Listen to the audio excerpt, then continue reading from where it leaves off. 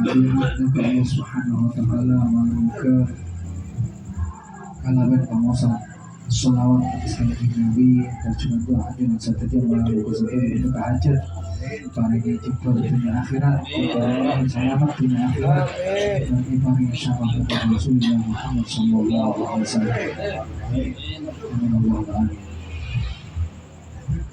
Para ibu akadis yang ponikan ini sangat saja tidak apa semakin itu karena bersuara juga orang konsentrasi dan orang pada suara mungkin kalau nggak itu hanya saja saus nilai dari gak itu ya yang berabu aku senantiasa kalau aku meniatkan ikhlas dan Allah Subhanahu wa Ta'ala. Kalau Abu Sifat Bakau Imam Malik radhiyallahu anhu ditanya kisah Khalifah Al-Mansur, Khalifah Mansur. Singkatnya Khalifah tadi itu bagaimana haji atau mana entar ke kota Madinah, entar ke makam Rasulullah. Kemudian ditanya lagi Imam Malik, Jepun Khalifah, wahai Abu Abdillah, Imam Malik berkata, wahai Abu Abdillah, astaqbilu qiblata wad'u am astaqbilu ar-Rasulullah sallallahu alaihi wasallam. Jepun Khalifah, wahai Imam Malik, tergulan nikah ngaduk ke kiblat sambil doa, otabana tergulan ngaduk ke Rasulullah. Pas Imam Malik tanya, ada budaga Khalifah, lima tasrif wajhaka anhu wa huwa wasilatuka wasilatu Adam alaihissalam. Jawaban sang Imam Malik, kenapa panjenengan memalingkan wajah panjenengan ke Rasulullah, sedangkan Nabi kita maka itu merupakan perantara panjenengan, wasilah Nabi Adam dan Allah Subhanahu wa Ta'ala. Jadi Rasulullah kali itu barabu lebih utama dari segala sesuatu, bahkan lebih utama daripada Ka'bah yang merupakan kiblat kita. Mengenai nalikan Imam Malik itu ditanya kisah sang Khalifah, dan kemudian ini kan adu ke kiblat, adu atau mengadukan Rasulullah. Kenapa cuma Imam Malik? 500.000 adu, ada macam malingkan wajah panjenengan ke Rasulullah, sedangkan Rasulullah kali itu apa? Wasilatu Adam alaihissalam. Kenapa memalingkan wajah panjenengan ke Rasulullah, sedangkan Rasulullah kali itu wasilah panjenengan, perantara panjenengan kahwi ijabah bagi kebutuhan panjenengan. Bahkan Rasulullah kali itu kenapa? Wasilah Nabi Adam dan Allah Ta'ala juga. Jadi barabu Rasulullah kali itu perantara kita dan Allah Subhanahu wa Ta'ala dalam rangka apa semuanya kapur. Isapun doa, isapun tahlil, isapun bermunajat. Tak lupa dan gola serang kali itu apa selalu nyebut Rasulullah apa sebagai perantara supaya permohonan, permintaan ini berkait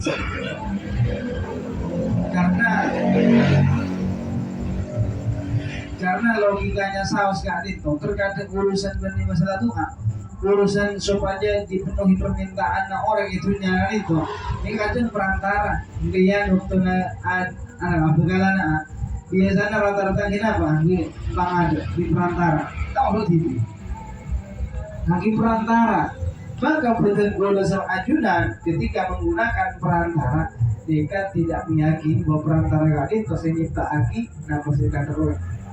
Tapi tong masih bisa beri manfaat keselamatan kali itu Allah Subhanahu wa Ta'ala.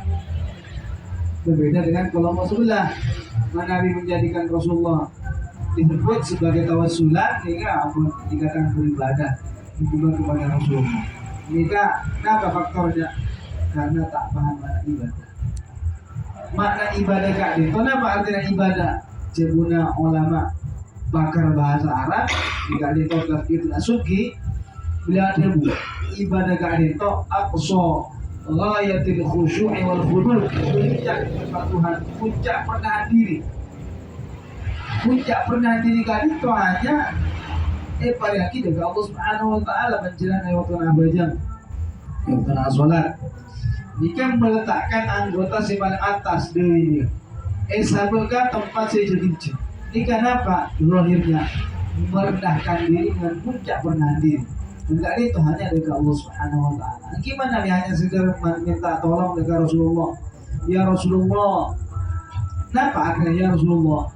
Ya Rasulullah, doa kita dari Allah. Maksudnya minta pertolongan dari kasih Allah di kaki ini. Kenapa? Karena minta tolong dari kasih Allah. Jika tidak ada unsur puncak penahan diri. Hanya sekedar minta tolong. Kemudian Nabi minta tolong katakan ke masuk mereka.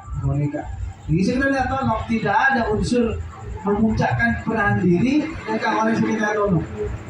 Kayak kita Nabi tengah malam mencerman awudu, sholat tahajud, sekarang berarti apa? Pas aduh, langsung minta di dalam ya Allah. Patulin cerah, jotang minyak di kota, nanti minta otak. Tuli paluna sa jota, tidak tolong, langsung dari Allah Taala. Inalika dapat minta tolong dari Allah langsung. Jika pasti ada puncak penahan diri, puncaknya rasa takut. Jika disebut dikatakan ibadah. Gimana Nabi hanya sekedar minta tolong dengan warga? Tidak ada, tidak dikatakan apapun menyembah. Beribadah dengan manusia. Jadi Rasulullah kata mereka merupakan wasilah dan golesan panjenengan. Perantara sopaja doa munajat dan golesan panjenengan ekapun epakahaja. Karena Allah Ta'ala itu juga mereka kata golesan panjenengan kakui mencari wasilah. Kenapa dimana Allah Ta'ala wabtahu ilaihi wasilah, nyari ya buat negatif apa hal-hal perantara sebisa masa ma'abana tibi dekat Allah Subhanahu wa ta'ala. Jadi dalam rangka supaya doa kepada hajat dikabulkan, cara Allah Ta'ala dikabulkan jika menggunakan perantara. Ini alihkan nyebut Rasul sebagai perantara kita, tak yakin lagi Allah dikasih mintaan hanya sebagai perantara saja. Kenapa betul golesan anjir mengawarabu tak menjadikan Rasulullah sebagai perantara, sedangkan Rasulullah itu makhluk si paling dicintai sama Allah Ta'ala, manusia paling mulia.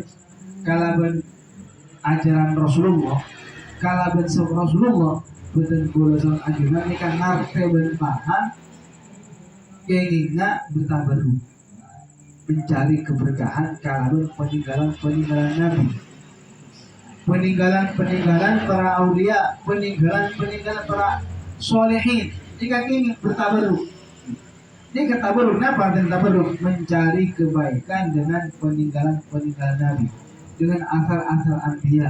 Benda itu Islam kenging tidak ada satupun sokong satu saos dari ulama umat Islam saya mempermasalahkan. Itu kalau Wahabi ini tak kenging. Jadi Wahabi ini agama dijadikan ribet. Nah, cari becet ini kata keng, bolanya sedak keng. Diperibet padahal Allah Subhanahu wa taala apa? Di dalam firman Allah Ta'ala tidak menjadikan dalam urusan agama kalian apa? Min haraj. Wa ma 'alaikum min haraj.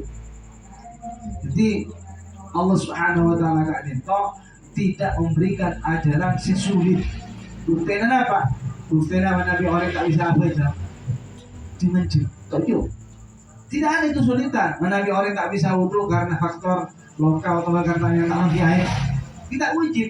Berarti kalau tidak ada yang sulit, tidak ada yang ribut. Tapi Nabi paham radikalisme, jika itu paham sebelah, jika tak kenging, jika bola akibat tasbih hanya sebagai contoh bahwa orang-orang Wahabi sebagai dari mereka tidak mengharapkan bid'ah, tidak boleh bagi tasbih. Jadi apa-apa nega banyak sekali di luar ahli sunnah wal jamaah nega rata-rata tak sesat, kufur, syirik. Seakan-akan nega banyak selalu diperibut. Jadi bertabaruk nega menurut mereka tak ingin. Kenapa kata? Karena itu sama saja telah beribadah dengan rasa Allah. Andai kata tidak boleh berabu masalah bertabaruk atau bahkan dikatakan kufur atau syirik, nikah sama saja menuduh syirik ke Imam Syafi'i. Imam Syafi'i kali itu apa cuma beliau tentang pernyataan kemuliaan bertabarruk. Kemudian Imam Syafi'i, inni la atabarraku bi Abi Hanifah wa atu ila qabrihi fi kulli yawmin yakni za'iran fa idza aradat li hajatun sallaitu rak'ataini wa ji'tu ila qabrihi wa sa'altu Allah ta'ala indahu fama tab'adu anni hatta tuqbali. Jawaban Imam Syafi'i, sungguh ongko dan gola bekal bertabarruk mencari kebaikan dengan Imam Abu Hanifah ben sengkok bekal entar sebenarnya ka kuburanna artinya ziarah. Kemudian mana mi berada kabarluan kaden gola tiba-tiba di kabarluan maka den gola asolat dua rakaat. Sampun asolat apa? Wajitu ila qabrihi den gola ka kuburanna. Wa sa'altu Allah Ta'ala al-hajata indahu dan gula memohon dari Allah Subhanahu wa Ta'ala aja singkat terus sama tab'udu anni hatta tuqo. Jadi Syafi'i maka ta'abid pas langsung Allah penuhi permintaan itu. Jika berkat apa? Berkat karena bertabarruk kalar Abu Hanifah radhiyallahu anhu. Imam Abu Hanifah dijadikan tempat bertabarruk oleh Syafi'i. Imam Syafi'i akhirnya apa? Membolehkan kenging bertabarruk kalawan makam para aulia orang-orang soleh. Bukti nasira Imam Syafi'i kan bertabarruk dengan makam aduh entar kamar yang Abu Hanifah aduh ayasa. Kenapa lebih paham orang Wahabi daripada Imam Syafi'i? Nah, masih lebih paham. Imam Syafi'i kali itu dapat nas langsung, penjelasan langsung dari Rasulullah Sallallahu Alaihi Wasallam dalam hadisnya. Napa duna Rasulullah alim Quraisyin yamla'u tibaqal ardi ilma. Jawaban Rasulullah beda setong orang alim dari suku Quraisy seilmu nagak itu umumnya arah barat dan timur. Para ulama ahli tafsir menggali, mencari seraniga orang alim dari suku Quraisy itu pasti kira-kira. Ternyata ulama ahli hadis menyepakati bahwa yang dimaksud kalaban ahli Quraisy, saya maksud kalaban orang laki alim dari suku Quraisy itu serah Syafi'i. Makanya menjadi bukti nyata rata-rata di belahan dunia itu ngikuti pasir, kan? Nah, boleh Indonesia rata-rata hampir semua. Walaupun di negara-negara lain juga boleh juga selain Imam Syafi'i, tapi rata-rata hampir semuanya apa? Imam Syafi'i. Berpendapat Imam Syafi'i itu lebih berhati-hati. Artinya mana binor pendapat Imam Syafi'i, jika pendapat saya ini bisa ngomong, bisa ngikuti. Contoh mungkin dalam masalah mengusap cetak yang kena wudu. Kan dalam mazhab Imam Syafi'i ini kasih wajib mengusap cetak ini sebagian. Si wajib hanya sebagian. Itu dalam pendapat Imam Syafi'i. Tapi sunat dalam pendapat Imam Syafi'i ini kak diusap satu. Tapi mana pendapat Imam Malik ini kak utuh diusap satu kepalanya silakan. Artinya mana nolak pendapat Imam Syafi'i saya menyatakan sunnah mengusap kepala seluruhan ini kan nolak juga berarti pendapat Imam Malik. Jadi pendapat Imam Malik ini kan apa? Lebih berhati-hati. Bukan berarti ini kan selain masalah tidak ini bermodal hanya mata kitab ulama-ulama seperti yang Syafi'i Maliki, tapi kalau itu betul-betul hafal ribuan hadis, benar-benar hanya sekedar hafal hadis, hafal perawinya sampai asal buka Rasulullah. Mana bidan gue kan paling hafal matan, hafal inamal amalu binniyat ya suruh sebut lagi rawinya sampai asal Rasulullah enggak suatu. Mana bidan gue ini kan apa? Kadang hanya hafal hadis, mata ngasa, kayak suruh sebut lagi sera rawinya dari an. Tahunya. Mun seperti Imam Syafi'i, ini kan luar kepala. Oning jalur hadis ini kan jika perawinya dhaif, yang cerdas, jika disebut dalam ismu mustalah apa? Rijalul hadis, tidak paham. Jadi orang yang bisa seperti Imam Syafi'i kan benar orang goge, benar orang hanya sekedar hafal Al-Quran bukan nih seluk-beluknya nikah perkara si ijma para ulama, nikah nasih mansuh, nikah am, nikah muqayyad, nikah lafa'al si'am, nikah umum, nikah nih saja.